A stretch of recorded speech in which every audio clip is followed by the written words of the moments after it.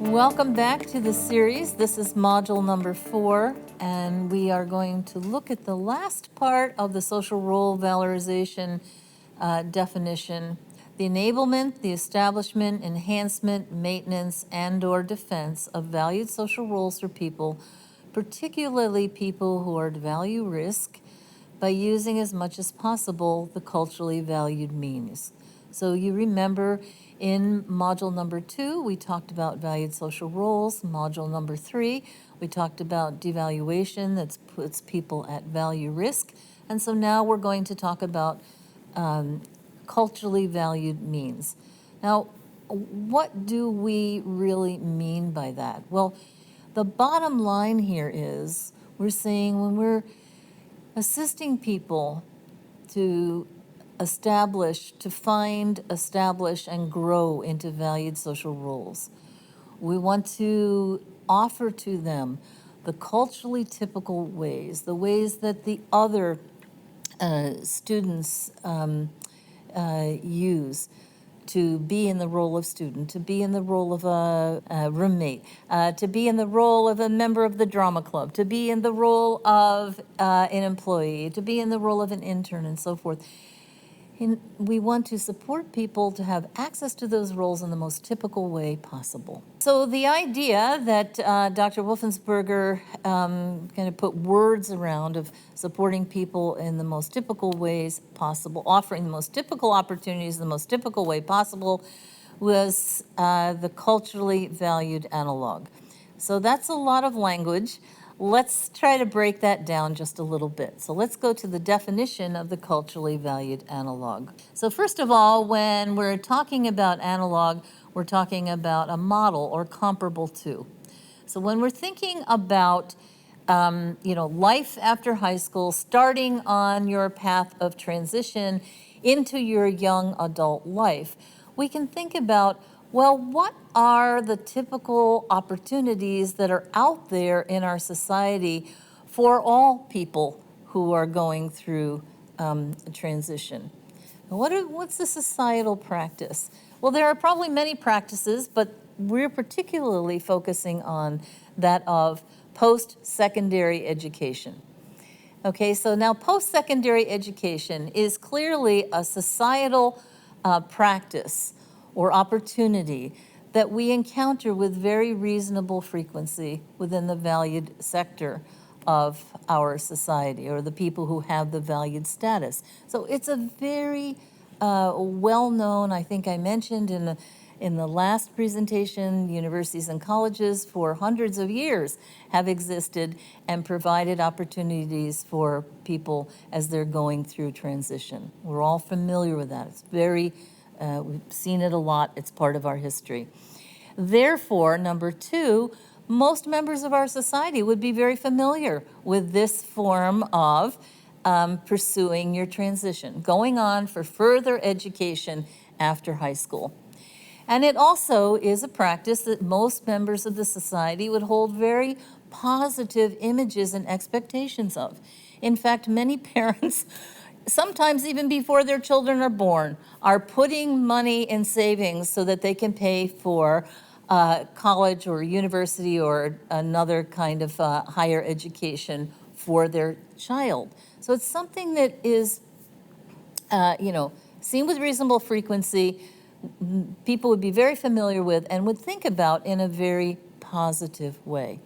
Now, it's interesting if you think back to something that I said, in module number 1, that while these opportunities are out there in our society, they hadn't been offered until, the past 35, 40 years to people with intellectual disabilities. So this idea is saying, open up the possibilities that are there for citizens who have a valued status in society to people who are at risk of the kinds of things that we finished talking about in Module 3.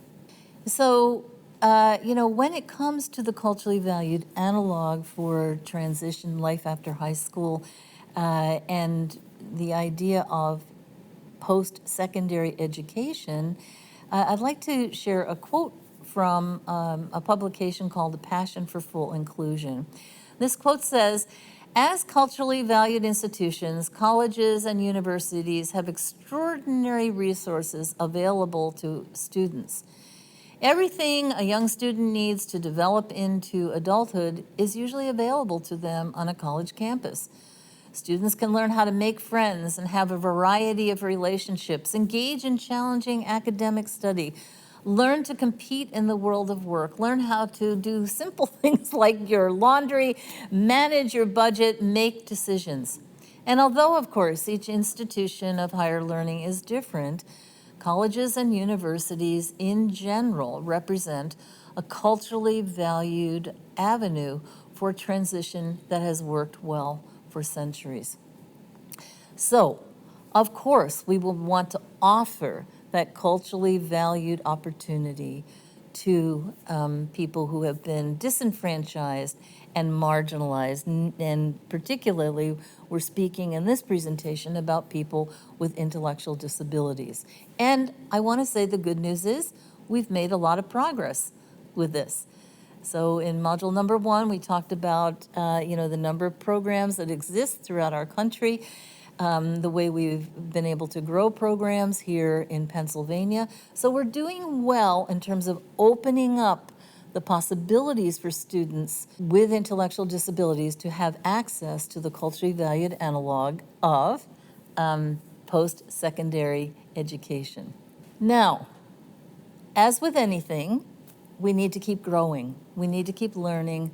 We need to keep really sharp on what we're doing. So sometimes, even though we're offering opportunities to people, when people get to the institution of higher learning, the practices that we put in place aren't always in line with what happens for the students without intellectual disabilities, what happens for the typical students. And this is where we think that this idea of the culturally valued analog is also very helpful.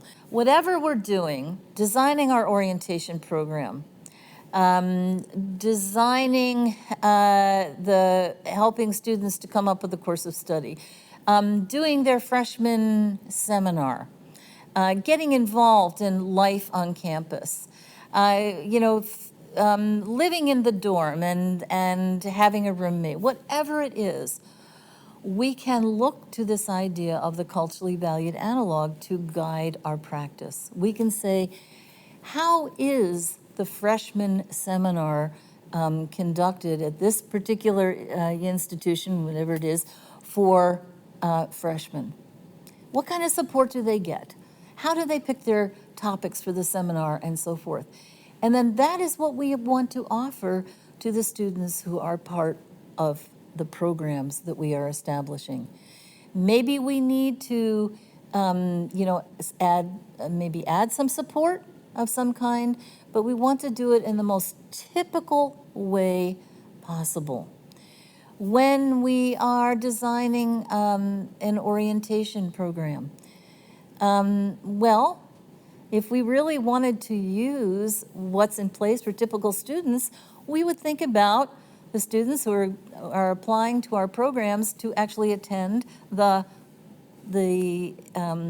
orientation program for all incoming freshmen. And then maybe there needs to be some added support in certain ways for certain students to fully participate in that regular freshman orientation. When we're thinking about, I know one young woman who was at one of our universities here in Pennsylvania and very much wanted to become part of a sorority.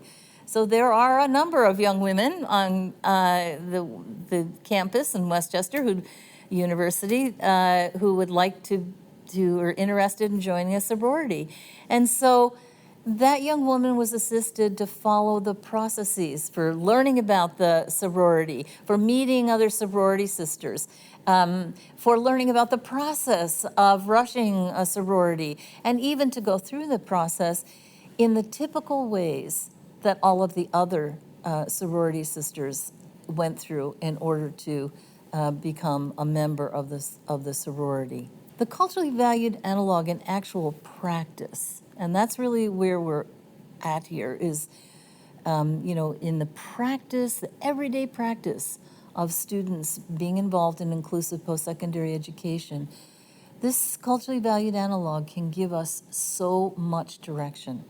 Whenever we're thinking about how to structure something, what kind of support to provide, and so forth, we always start with the question, how is this done for students who are matriculated? So in summary to this idea, the culturally valued analog can give guidance for any number of things.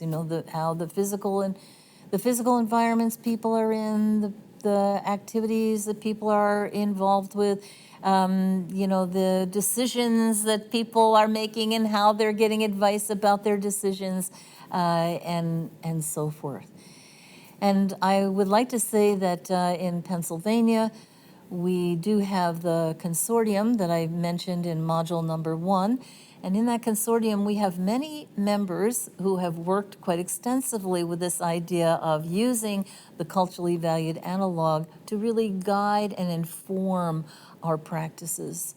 And so we do have resources available to you should you want to have further conversation about this, or maybe brainstorm with other members who have worked and are continuing to work with this idea of the culturally valued analog. What we're aiming for is to give people access to the good things in life so that in turn they can have a good life, for each person have a good life according to what they are striving for in life.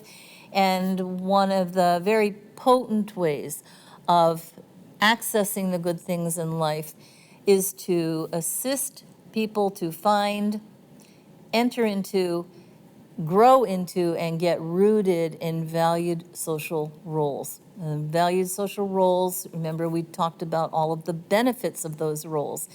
So they tend to bring the benefits that fall in line with a lot of what we would think about in terms of the good things in life. And particularly here, of course, we are thinking about valued roles within the context of inclusive post-secondary education. I'd like to just share this quote with you from Dr. Wolfensberger: "Where there is passion, there is hope." And so I see a lot of passion in inclusive post-secondary education, and that gives me a lot of hope for the future of many young people with intellectual disabilities. There is one more module which I know you're going to enjoy. It's a film called Opening Doors to College, and it will give you a really good look into 2 different programs within this state: Integrated Studies at Millersville University and the program at Temple University. So I know you're going to enjoy that, and it will be a very vivid illustration of all the things that we've talked about in the first 4 parts of this series. Thank you very much for all of your hard work and your interest in inclusive post-secondary education. And remember, the people from Pennsylvania Inclusive Higher Education Consortium are always here to help. Thank you very much.